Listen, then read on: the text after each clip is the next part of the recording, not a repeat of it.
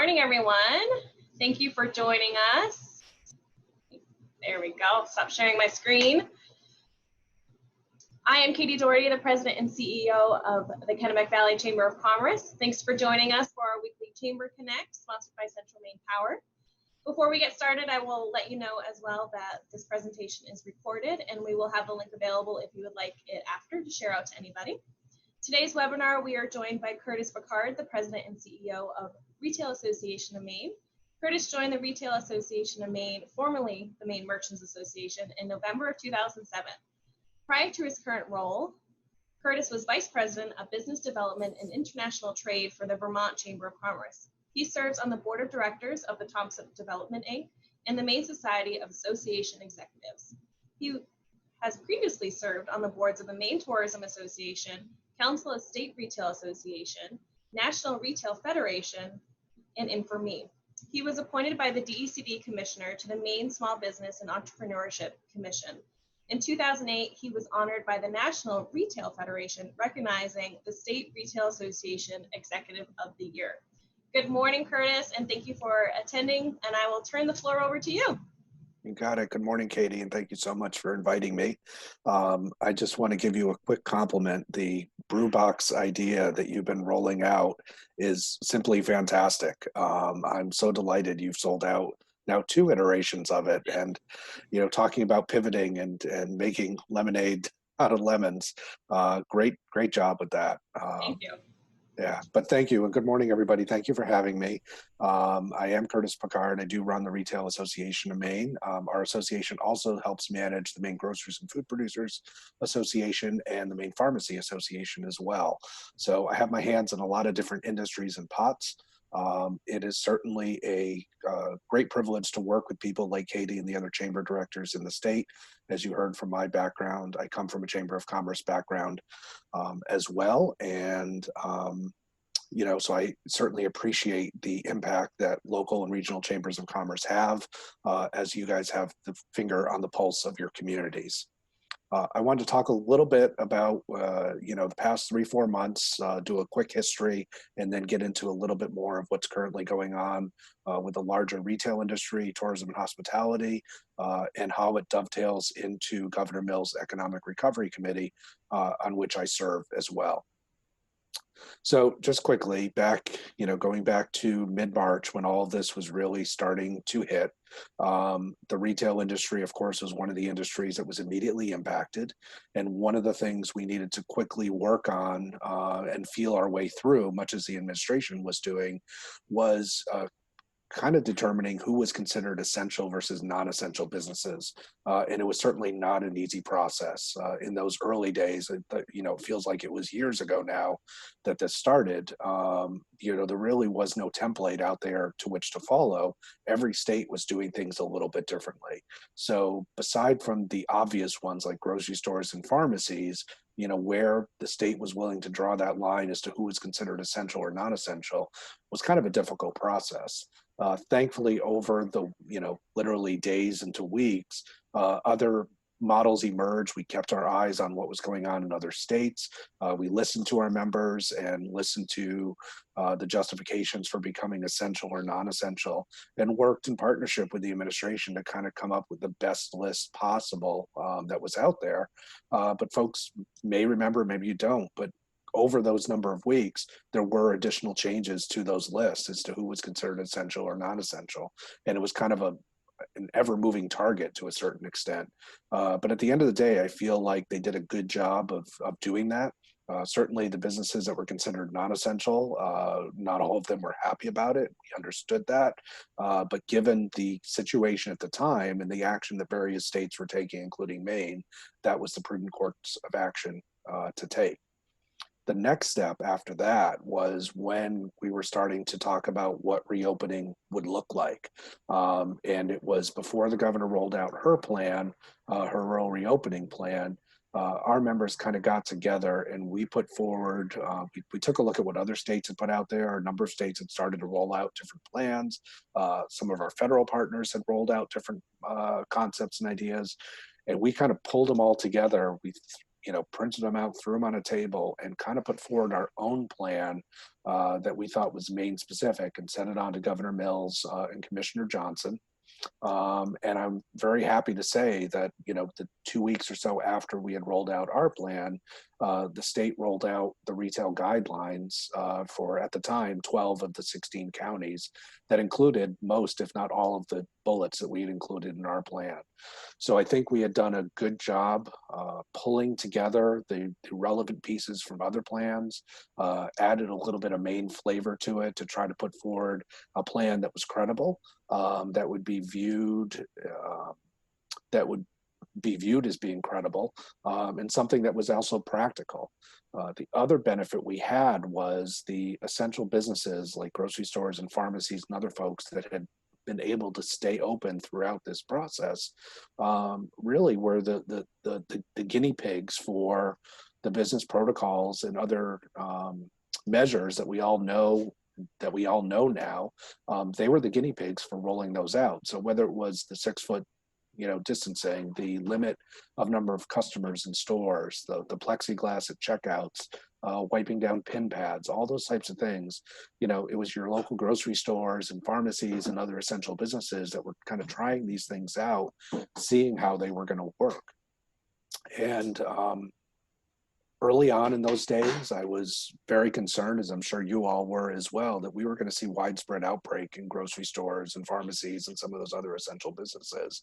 And while there have been some cases, there has not been any widespread breakout at a retail or a grocery store or pharmacy throughout this process. And that's something we're very proud of. And I think it's because the guidelines that were put in place have seemed to work when they're applied throughout the industry. So having the credibility for that plan was helpful, and it's continued to be helpful as we continue to try to navigate this process.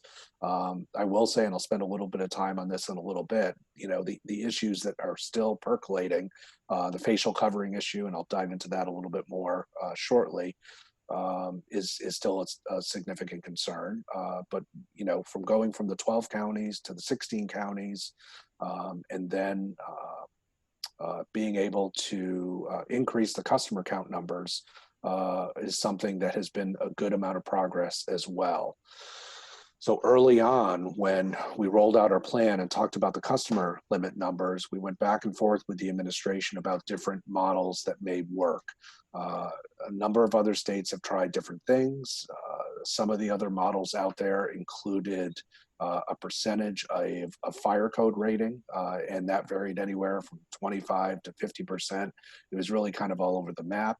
Maine settled on a model of using number of customers per square foot, essentially. The initial tiers that came out, and even these took a couple iterations to change, but the tiers were based basically on a square foot range. So at the time, 7,500 square feet and less were limited to 5 customers, and Maine also limited the upper limit to larger stores greater than 60,000 square feet to 100 customers. And these were some of the most restrictive customer numbers that we could find in the country. But it was working for Maine at the time. Our industry partners, were okay with it at the time because at least it allowed some level of reopening. But since that time, we continued to have conversations with the administration. We watched the numbers in Maine continue to drop, and it was time to then address increasing those numbers, which I'm thankful were able to happen last week. And now we've moved to a model that's more like what Vermont rolled out, which is 5 per 1,000 square feet. And the benefit of moving to that model is that it's much more scalable. Whereas before we had 6 tiers, and depending where you fell in a particular tier, we especially noticed the tier that was between, I think it's 7,500 square feet and 2,500 square feet. I believe at the time the customer limit was 15. There's really a huge range of difference in the types of businesses that fall into that category, the category between 7,500 and 25,000 square feet. And so, 15 for a 25,000 square foot store really was pretty small. It was like a cavern in there, and we continued to hear from folks that said, "Look, we need a little bit more flexibility in what we do." And so now with the model that exists, the 5 per 1,000 square feet, it gives kind of that flexibility. So whether you're 20, 21, 22, 45, 47,000 square feet, you can accommodate, and it kind of treats everybody on a more level playing field. They've added a couple extra bullets in the retail guidelines. And one of the things we will keep emphasizing with our members going forward is that they are updating these guidelines periodically. And we're unsure as to how well that's being communicated to businesses when those updates are happening.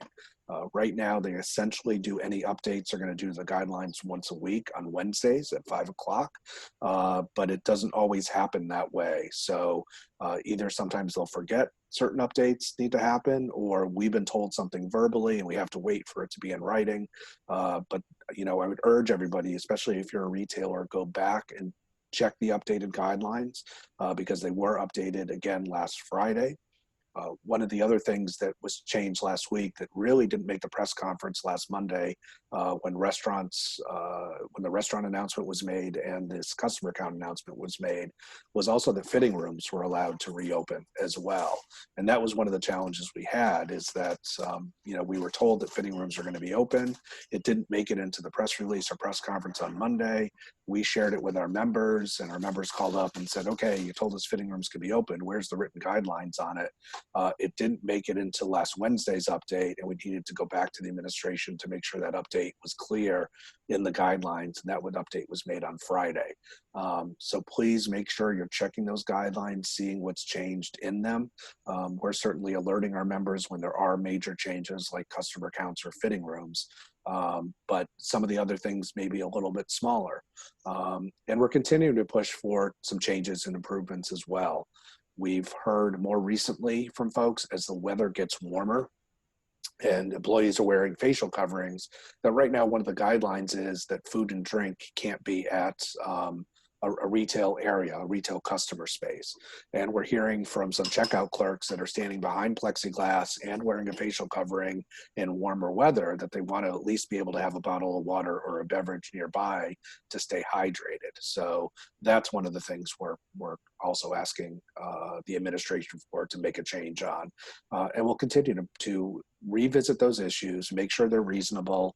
We'll continue to check to see what's happening in other states in regards to these issues and try to get us on as most level playing field as possible.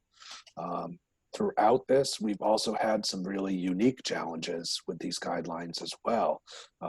When we were getting close to the reopening, we facilitated a meeting between the Maine Mall and the administration, because while we're talking about retail stores reopening and what that was going to look like, a shopping mall obviously is kind of its own unique environment. It's an indoor space, very large, made up of multiple retailers. And so the guidelines as presented really weren't going to work necessarily for the Maine Mall. But thankfully, the administration was great. They sat down with the manager from the Maine Mall, kind of worked out what was going to work for that property. And it's been going fairly well from what I understand. So the individual retailers within the mall have to comply with the retail guidelines. The food court restaurants have to comply with the restaurant guidelines. And then the mall itself is taking some best practices that they've learned from across the country and applying those as well to try to make it a workable situation. So where the administration has been able to, they've been very helpful in trying to get us to a place where we can reopen in a reasonable and safe way.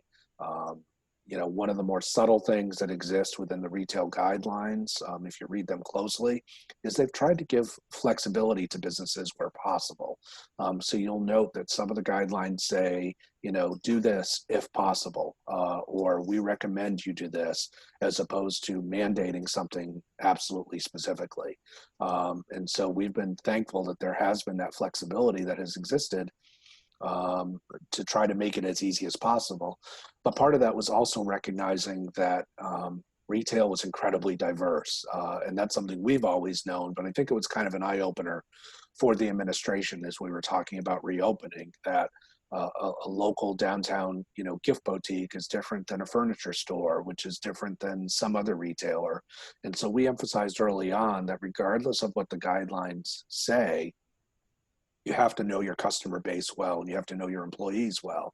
And so what you do as a retailer may end up going above and beyond what the guidelines say, because you need to communicate to your customers that you are taking their safety and health seriously. You have to communicate to your employees that you're taking their safety and health seriously.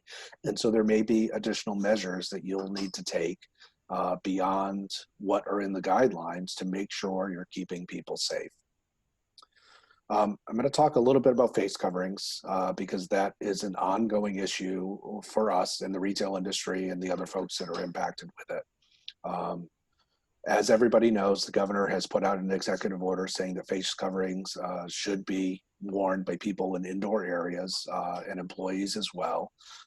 One of the challenges, and there's been numerous news stories about this, is regarding the enforcement of those facial coverings. I'm disappointed to share that there have been a number of incidents here in the state of customers who do not agree with the facial covering requirement that get aggressive and belligerent with the retail employees over that. And so although retailers are not specifically required to enforce it, most of them, or actually all of them now, have signs saying that this is the executive order and facial coverings are required.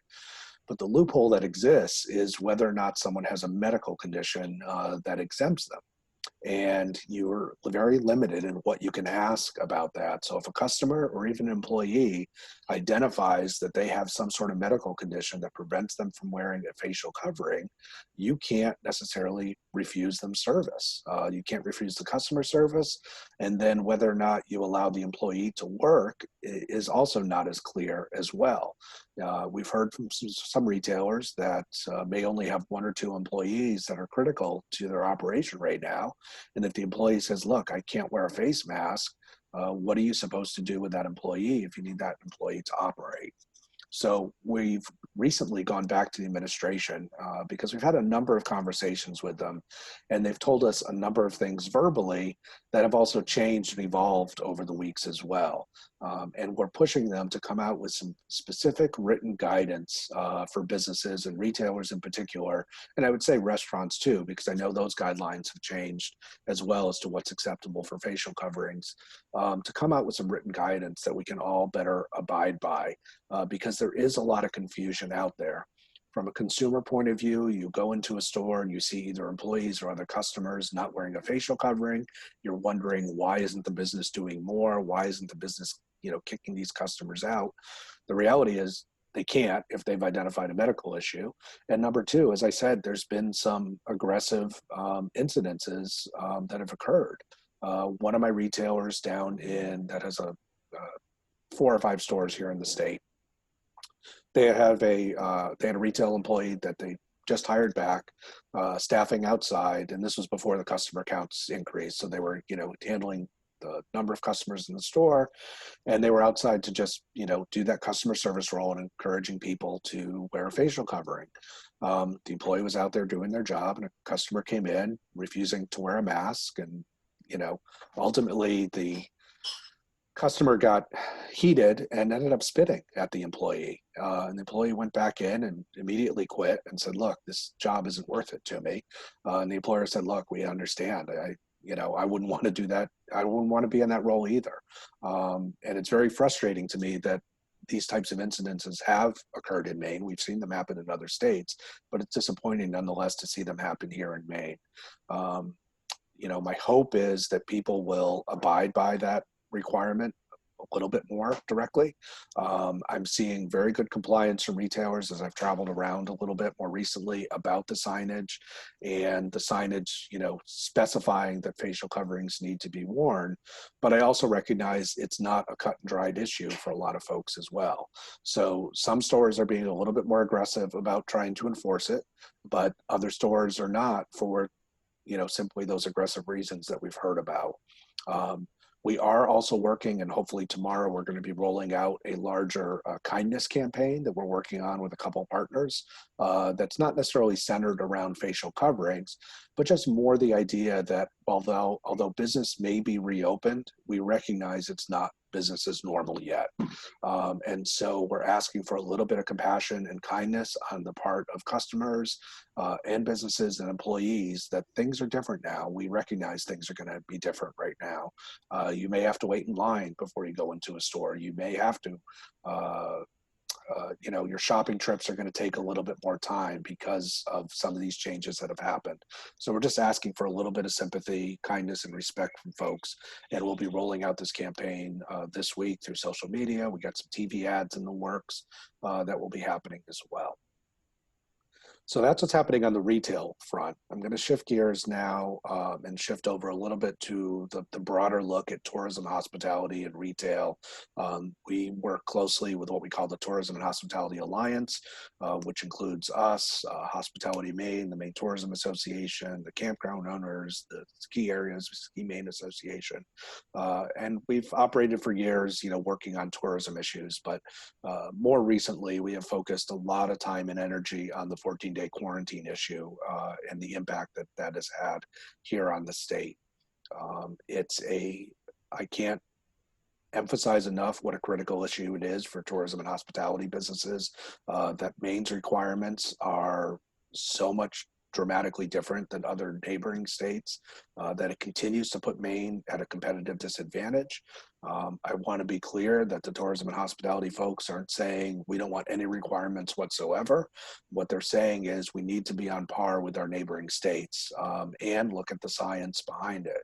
But what Maine has put in place, and we've been told by people from Kittery to Fort Kent that it's just not workable, what the governor has put forward. And we're now all the way almost through June. Maine's tourism industry normally brings in about 37 million visitors each year. 60% of those visitors usually come in June, July, and August. So we're already past June. I'm uncertain whether or not we can recover July and August. The industry continues to push for changes. I know there were, I think, 2 press conferences this past Monday, one down in Agunquit and another one in Bar Harbor, from a lot of the tourism and hospitality folks asking for some relief and changes. But it still has yet to move the needle on it. And every day that goes by is another critical day that is lost. And that's becoming more and more evident. I'm one of the people that was appointed by Governor Mills to her Economic Recovery Committee. This was about, I think more than a month now. It's amazing how quickly the time flies by. Probably a month and a half ago, the larger Economic Recovery Committee started meeting. There's 40 individuals that were appointed to it from a lot of different industries. But primarily, we've been broken up into smaller groups. And so I'm on a subcommittee that's focused on tourism, hospitality, and retail. And right out of the gate, much as like what I've been saying, is that we've emphasized that although the larger committee has 2 target deadlines, July 15th and December 1st, our subcommittee recognized that even the July 15th deadline is too far down the road to try to help the industry stabilize and survive and try to get to next year. So we immediately jumped in. Our subcommittee, I don't know how often the other subcommittees are meeting, but our subcommittee is meeting 3 times a week, Wednesdays, Thursdays, and Friday mornings. On Wednesday and Thursday, we're meeting from 8:30 to 10, which is where I was right before this meeting this morning, because we recognize that most of our work is front-loaded, that the industry, tourism, hospitality, and retail needs help now. And so we've been spending a lot of time gathering the data, hearing from other experts in the industry, and formulating what our recommendations are going to be. So this morning, we're at the point now where we're making kind of 3 levels of recommendations. One is immediate, before July 15th, like what needs to be recommended now that will help the industry, what recommendations are going to be in the July 15th recommendation, and then kind of a larger look at what's going to happen for the December 1st recommendations. So there's a number of things going on in that regard, but I'll kind of dovetail with with two things. One is the subcommittee has also been helpful in discussing the 14-day quarantine issue and making the push that changes need to continue to happen.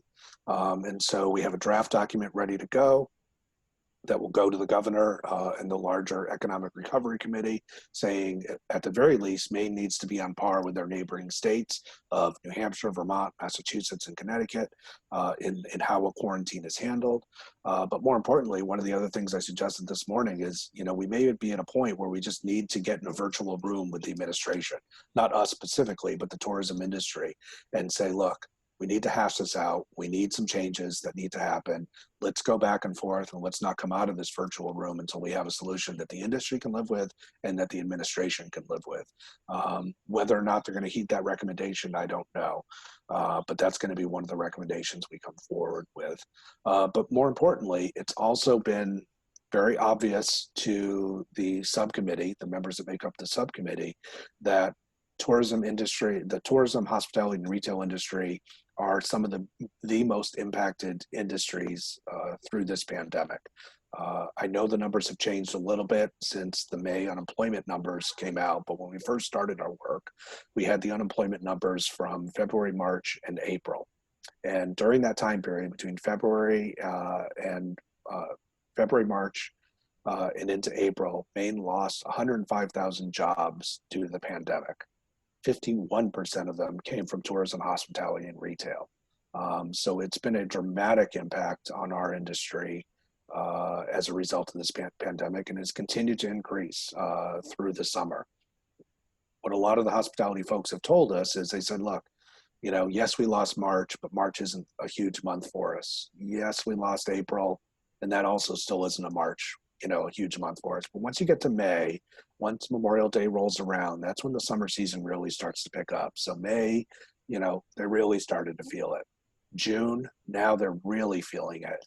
Right now, going into the summer, this late part of June, a lot of the hospitality and tourism businesses are usually at 85, 90, 95% occupancy.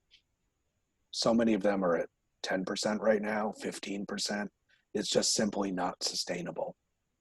So part of the other recommendations that the committee is working on, and something we did separately from the subcommittee as well, is we worked with Hospitality Maine and Maine Tourism Association to kind of put forward our own stabilization plan that we rolled out about a week and a half ago.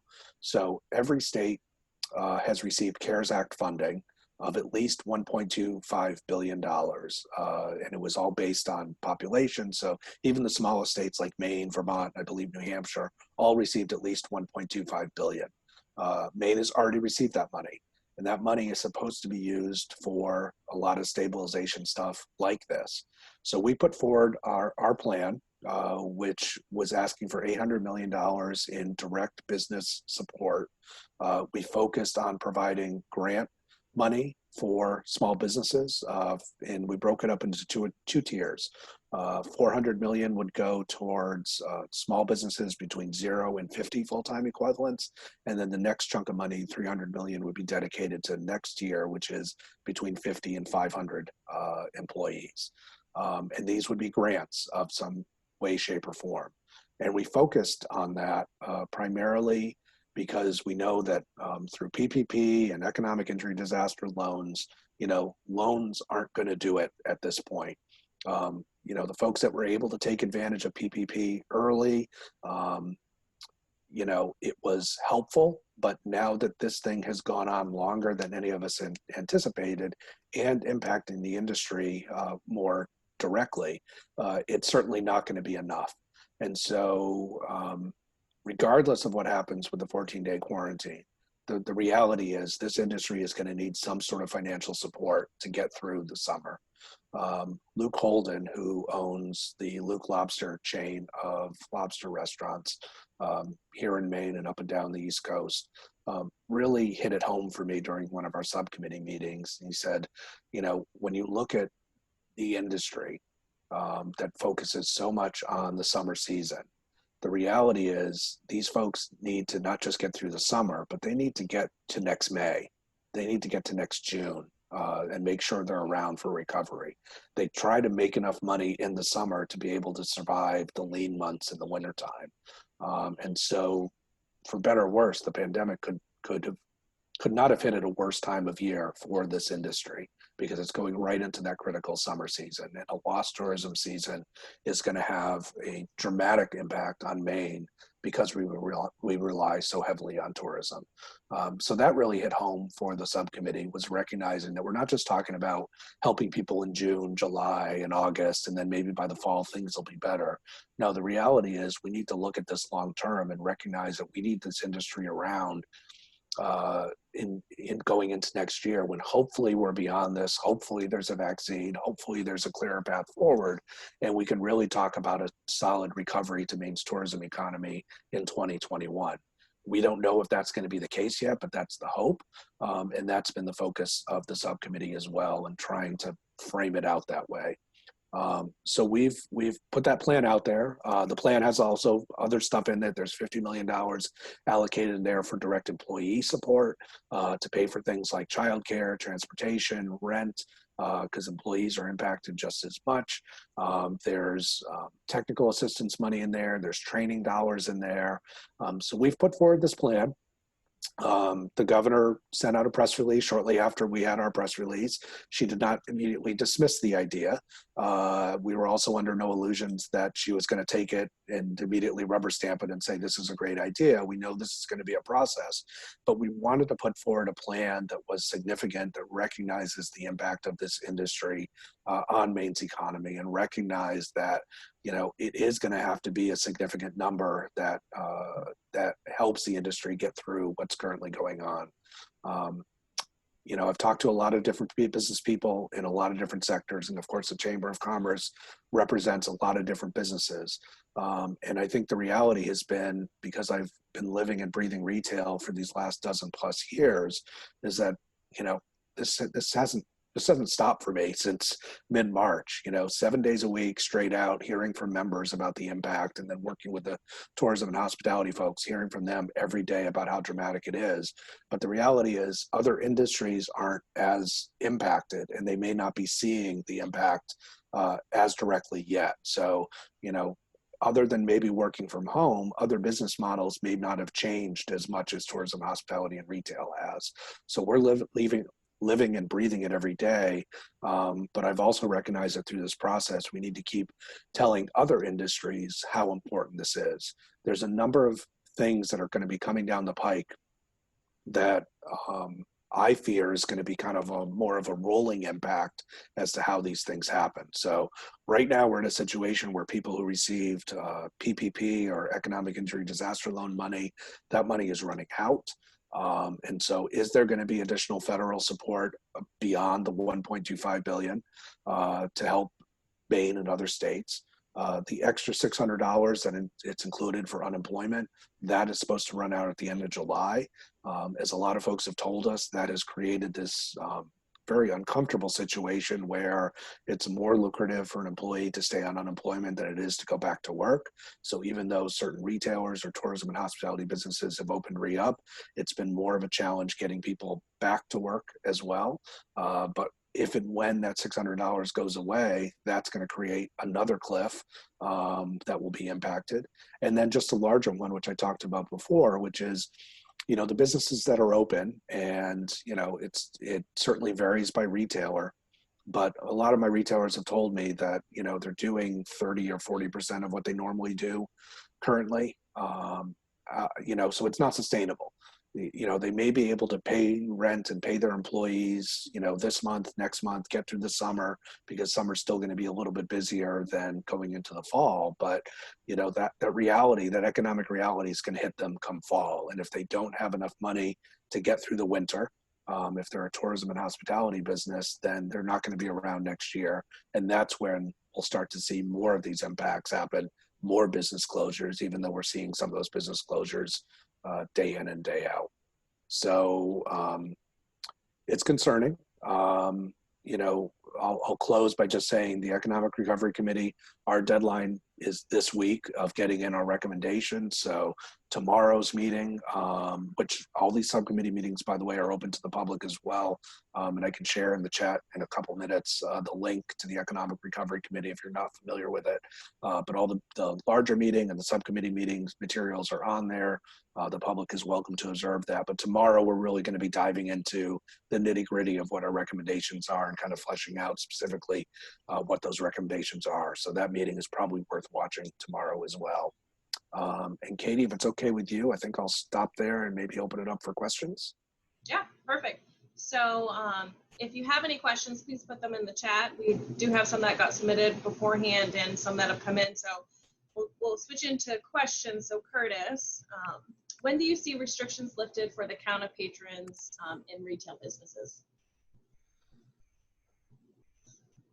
I don't think the overall count is going to be lifted anytime soon. You know, the experience has been is when they make a change, they seem to like to give it at least a good week or 2 weeks to see how it really works. I think the benefit of moving to the 5 per 1,000 square model is that it has put us on par with Vermont. It is still behind what New Hampshire has. New Hampshire is doing 50% of the fire code. So I would say, you know, in rough math, the 5 per 1,000 square foot requirement is roughly equal to 60% of what New Hampshire is currently at. So is there room to do more? Yeah, potentially. But we've also heard from a lot of folks that, you know, they're getting their arms around the 5 per 1,000 square foot model right now. It seems to be working. It's certainly a dramatic improvement over what it was. So that's been helpful as well. It's eliminated a lot of the lines outside of stores. And that was one of our other concerns as well, is that as the weather gets warmer, you know, we had concerns that people were going to be waiting out in the hot sun for a longer period of time. And that was going to create a whole separate set of issues as well. But no, I know no specific timeline as to when those are going to be lifted. I think it's going to be more of a wait and see how things evolve. Did you see an increase in retail sales around the state when people got their stimulus checks? You know, that's an interesting question. Not widely. You know, every month that goes by, one of the things we're seeing and learning is that you know, certain retailers have done better than others at certain periods of time. So when all this started, and grocery stores were still open and restaurants were closed, we saw a lot of dollar shift that people would normally be spending at restaurants into the grocery stores. And so there was a little blip there where there was a lot more spending there.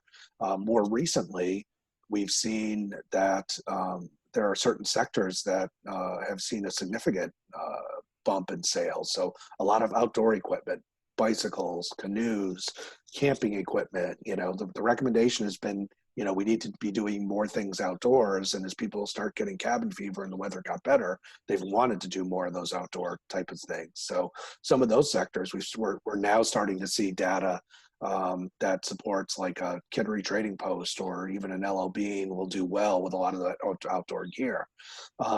But the other thing, as far as like whether or not those stimulus checks materialize into retail sales, I mean, maybe a little bit. But not directly. You know, consumers as a whole have really scaled back their expenses. You know, they're not traveling, they're not going out to eat as much, they're not spending money on clothing. Yet clothing was one of the sectors that's continued to be slow and sluggish. But some of these things, it's only a matter of time as well. You know, you can only wear your clothes so many times and you'll need to get new clothes, or we're going into a new season and, you know, you'll need a new winter jacket or a new pair of boots or something like that. But yeah, the spring was lost for a lot of clothing retailers as well. I remember LL Bean telling me that they had just reset their store with their spring line before they closed. And so they had a store full of clothing that people never really got to see. It's not the same seeing it online as it is in person. Yeah, that makes me think of too of, you know, what if schools don't go back to in-school session? What happens to all the school shopping supplies and all of that, the trickle effect that would have as well. Absolutely. Another question is, I operate a hotel and needless to say, we are feeling a significant negative impact right now. In your work on the governor's committee, is it your impression that the administration's rationale bias for its policy decisions related to the 14-day quarantine is justified or unjustified from a public health standpoint? I would say it's not justified, and that's been a challenge. I mean, I fully recognize that there's been no game plan from this from the get-go, that everybody, whether it's the administration, our industry, your chamber, a lot of it we were all feeling our way through and trying to figure out the best path forward. And I recognize hard decisions had to be made.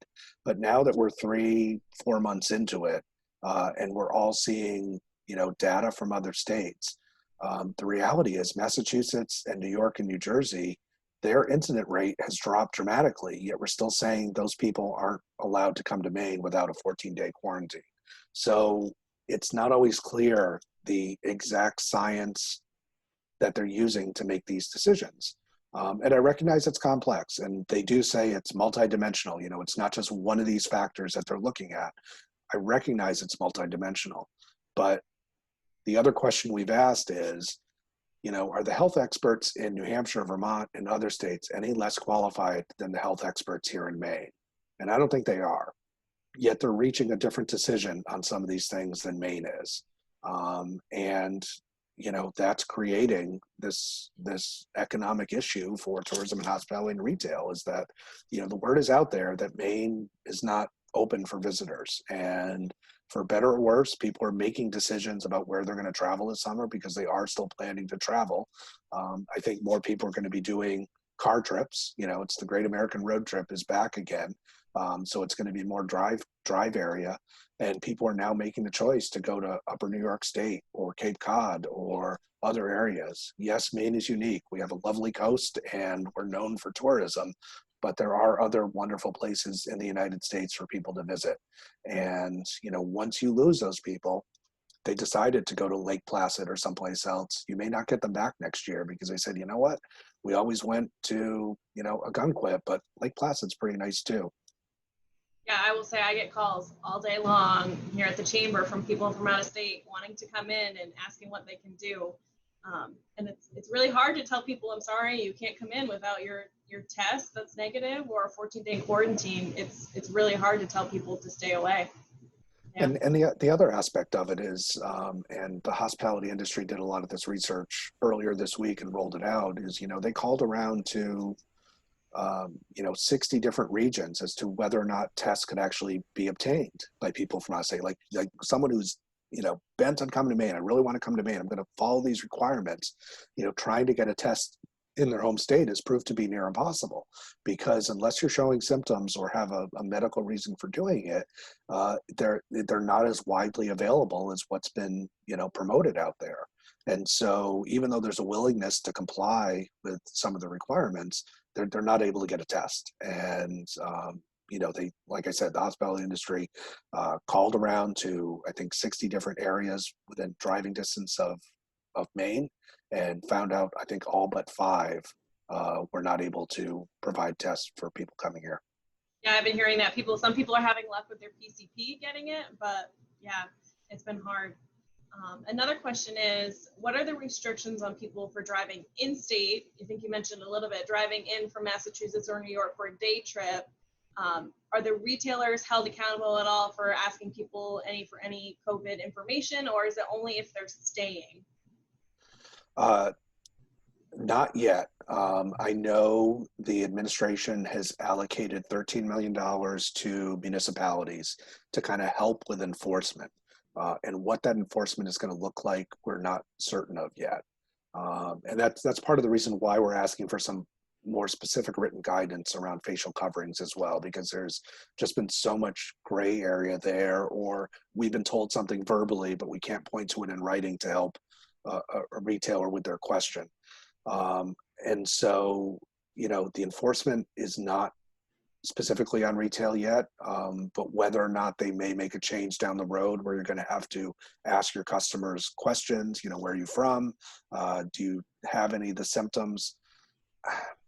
I mean, I pushed back on one of the calls a couple of weeks ago, and I said, because part of that talks about they want to make sure, they talked about allocating some of those funds to some of our community colleges and have the students that are, nursing students and other health profession students kind of be interceptors in high tourist areas to talk about, are you aware of the symptoms? And my pushback was, who's not aware of what the symptoms are now? I mean, we all know those symptoms. So the idea that you're going to go up to random people on the street, tourists, and say, by the way, are you aware of the symptoms of COVID-19? Are you feeling shortness of breath? I just don't see that working. I just don't see that being practical. If they want to use those funds to help downtowns, change their traffic flow patterns or enable more outdoor dining and outdoor shopping, great. I think that's a great use of those funds. But whether or not you're going to use them for actual enforcement, or, my concern is, that there's going to be a local municipality that's going to be overly aggressive about the facial covering requirement and say, look, you let a customer in that didn't have a facial covering. It's just going to be another headache for people to deal with. I'm hopeful for more voluntary compliance on facial coverings, but we'll see what happens. Another question is, do you have a percentage of how many retail stores closed permanently over the last 4 months around the state? No, I wish I did. Like I said early on, it was that essential, non-essential thing. And the other thing I forgot to mention is the interim step in there was allowing for curbside delivery. So we kind of went from essential, non-essential, nothing could happen. And then we were able to move to curbside delivery and go through an evolution of that and what that would look like. But no, I don't have a hard count yet as number of businesses that have permanently closed. I see them anecdotally on Facebook. I've honestly seen more restaurants than retailers so far. Retail has always been and always will be super competitive. One of the things I am proud of, however, for retail is that I feel like there's been more technological evolution that's happened in these last 4 months that have happened in the last 3 to 5 years combined. So the amount of pivoting that people did to, change their processes to allow curbside pickup, to allow, if they didn't have a significant e-commerce presence, they've kind of figured that out now. They figured out how to deploy these plexiglass shields and other safety requirements. They did a lot of impressive work in a short period of time, recognizing that they need to do these things to try to survive. Yeah, and that wasn't a lot of expenses for people to get that prepared and getting the plexiglasses and getting the PPE. It was a lot. So that kind of leads into my next question that was submitted is, what support is there for my small business that was shut down for so long while the big box stores were open? You talked about that initiative with the tourism alliance that you have, but what if that doesn't go through? Is there any other support out there? I mean, the reality is it has to go through in some way, shape, or form. And we're seeing that in other states. Part of the work we did in putting forward our $800 million plan was taking a look at what other states did. So, Vermont put forward their own $400 million plan. And I've said this in other talks before, my rough rule of thumb sometimes is Vermont's population is half of Maine's. So sometimes you can take a look, not always, but sometimes you can take a look at what Vermont does and say, okay, we could do twice as much. And that wasn't the sole reason we landed on 800 million, but it was also a recognition of when you look at the population difference and the impact this industry has on the state compared to Vermont, 800 million seemed reasonable. But I think we're adamant in our belief that regardless of what happens with the 14-day quarantine, if the governor eliminates it today, even, this industry is going to need some ongoing support to make sure it's around next year. It's just a reality. Perfect. So I don't have any other questions. I don't see any other questions in the chat box. Curtis did put the link to attend those live committee hearings. So if you would like to attend any of those, copy that link down. I'm sure the schedule is the schedule, I would say, when all the committees are meeting, are probably on that website as well. Yeah, on that website, you'll see all the subcommittee meetings. Yeah, but our tourism, hospitality, and retail subcommittee is meeting tomorrow from 8:30 to 10, and so that should be listed on there as well as the how to link. I just received one more. Curtis, thank you for your comments today. Would it make sense for the state to create the grant program as you suggested, but by doing matching dollars for PPP loans received by hospitality and retail? It seems to me this approach would make for a simple way to determine the dollar amount of each grant. I agree we should use these CARES Act dollars to save the worst hit industries in Maine. Yeah, so it's a great question, Andrew. And, one of the other things I'll add that we've heard is that in typical Mainer fashion, when the PPP and the EIDL came out, and as we're all kind of feeling our way through what those requirements are going to be, how much was actually going to be forgivable versus not forgivable, Mainers in typical fashion were very conservative about what they requested through those programs.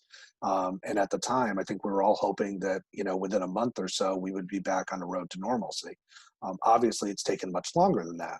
So the requests that were made through PPP and EIDL were probably insufficient.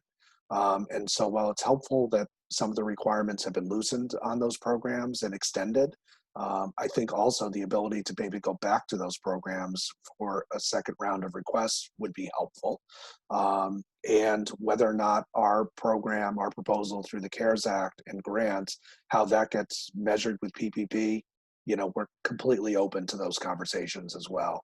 But it's been communicated to me that Mainers were very conservative in what they were thinking about doing, and now they're finding out. Now that money is starting to really run out, and that's an issue as well. So, regardless of whether or not our plan is able to tap into the existing CARES Act money, we're honestly hopeful that there's going to be additional federal stimulus dollars available, because I think it's for better or worse, it's going to be needed.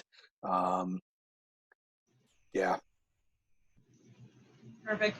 Well, thank you, Curtis, for taking your time this morning. Thank you, everybody, for attending. We will be taking off next week just because of the holiday week. A lot of people take vacations. Please check our website for any information and resources to help your business, and let me know if the Chamber can do anything for you guys during this time. Thank you again to our sponsor, to CMP. And I think that is it. Everybody enjoy the rest of your day. Curtis, thank you again. Thank you for being the voice for Maine Retail. And hope you guys all have a good day. See ya. Thank you.